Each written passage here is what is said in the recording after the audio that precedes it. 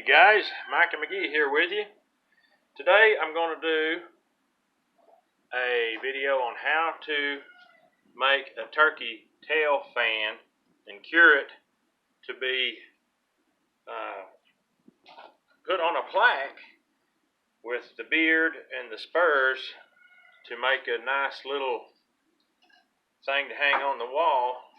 My son Joe killed his first turkey and I want to make him a nice little tail fan mount so he can remember this time. So I'm going to show you how to do that right now. The first thing that you have to do is get rid of the meat. There's a lot of meat on here, and that meat will spoil. It'll absolutely spoil. So you have the front side. This is the side it's going to show. We don't want to hurt these feathers. We don't want to pull these feathers out. There's layers of beautiful colored feathers, and the long-tail feathers are just the back. There's several different layers, and they're all beautiful and different, so we want that to remain. The back, however, does not matter. These feathers don't matter. They're going to be unseen. They're going to be behind the fan against the wall, and they will only bulk it up and make it unhandy. So we get rid of all those. Just yank them right out, and that will expose that meat. That will expose that meat. Now what I use is an X-Acto knife.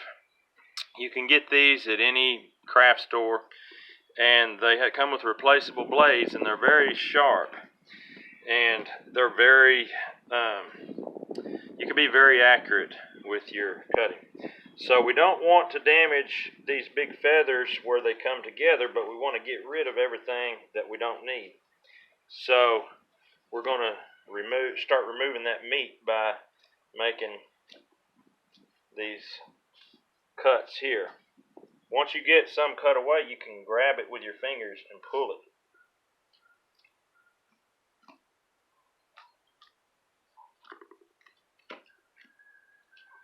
Now I can feel the hard feathers right there, but I'm going to go ahead and cut this. Even though I'm not going to remove a lot of this, I'm going to cut this to allow salt to get in there and preserve this. I can't take a lot of that away. You have to leave enough tissue to keep your tail feathers together, but you take off everything you can, and you kind of just go, and you'll just let the tail tell you what to do, because you can feel where you're at. You know what you're doing. So just keep on going.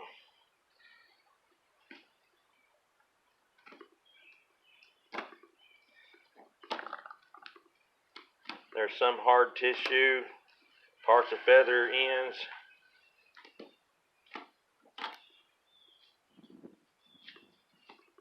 Alright, we're getting there. We are getting there. Okay, as you see, we got the meat pretty well all away from the back. All that's left is a yellow fat that is connecting the feathers together.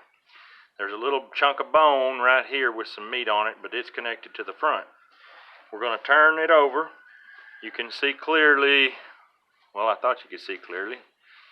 There is meat in the front here, so we're going to remove that as much as we can without, and we're not going to damage the feathers. We're just going to turn it over and start filleting it off just like you would filleting a fish. Just run your knife right through there.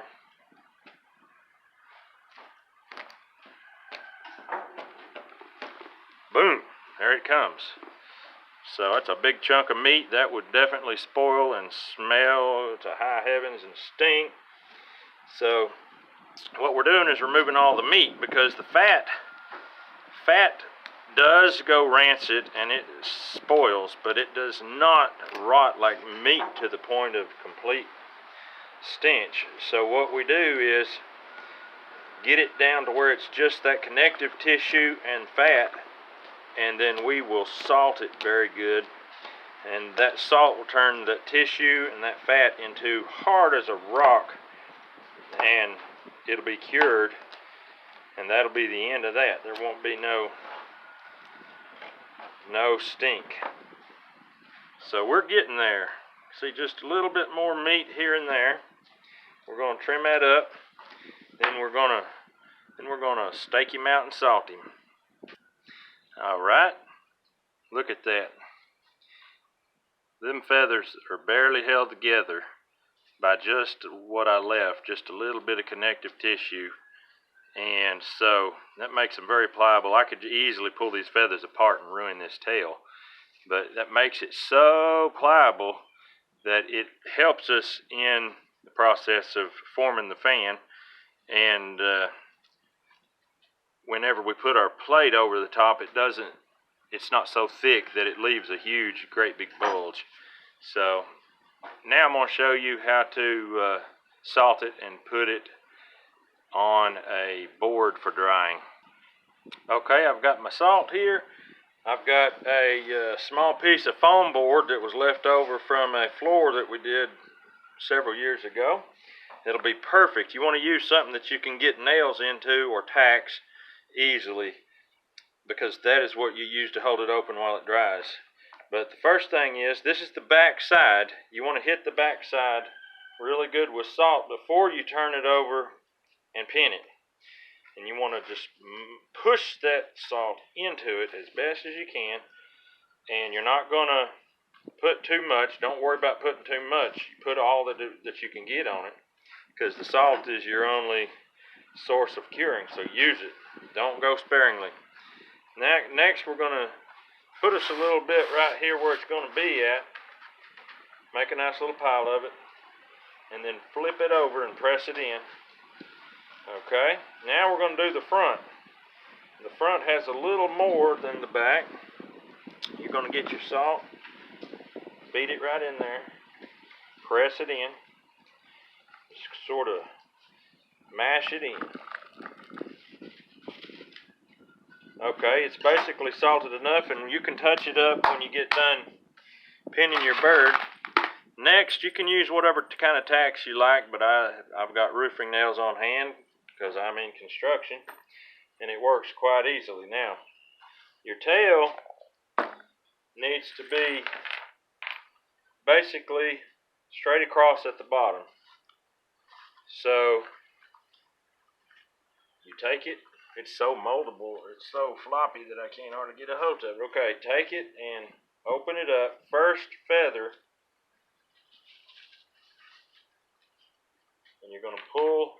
You're going to take a nail and put it in and poke it through the foam all the way through. Just push it on through. The opposite side, you want to be straight across. So we push that one in right there. Now that's it. But as it dries, it's going to try to shrink and pull and do different things, and you don't want that to happen. So you just go ahead and place some here and there, right on through the foam board. You can use plywood and use nails. You can do it however you want. One thing I like to do is take a piece of cardboard, make sure that your feathers are the way you want them, because they're not going to change once it dries. You get them pretty little feathers laid out there in order as they were on the bird, and then you place your cardboard down and you're going to pin it right through everything as well, and that is going to really help it to dry flat where it sets nicely against the wall and make you just a really nice mount. So bring this on down, press it in, and that is that. We'll make sure that you got enough salt around it, and you just put it in a storage spot where nothing can get it, and you don't want a dog or a cat to drag it off and chew it up. But that's all there is to it. It's easy. So I'm going to put that somewhere, and then I'm going to show you how to salt the beard and take care of the feet. Okay, I've got the beard and the feet here. This is the easiest part to do. That's why I saved it for last. Get you a shallow container of any kind. It doesn't have to be special. And just cover them up. Press that salt into that joint. And then completely cover it so that as time goes on, it can keep sucking that salt into and drawing it up into that foot. And it's going to take some time to fully cure out. It's not going to just happen overnight. So just put it in storage where you don't need to be messing with it, where nothing will get it. And your beard's the same way. It's got a soft, fleshy tissue that connects all those hairs. And we're just going to cover that with salt, press it in, and that's it. Now I'd say we'll forget about this, and in a few months we'll remember it. And when we do, it'll be ready. And we'll take it and we'll mount it just like this with the tail above it in that beautiful arch. And that's going to be a nice little memorial for Joel for his first turkey that he ever killed. And was it ever a great day for him. So we're awful excited about that. We hope that this has informed you how to do this. If you ever get a turkey and you want to do it, it don't cost a thing, just a little salt. You probably already have enough salt in your pantry to do it. So y'all have a great day. Hit that like button, subscribe, hit that notification bell. We need you. We'll talk to you later. Bye.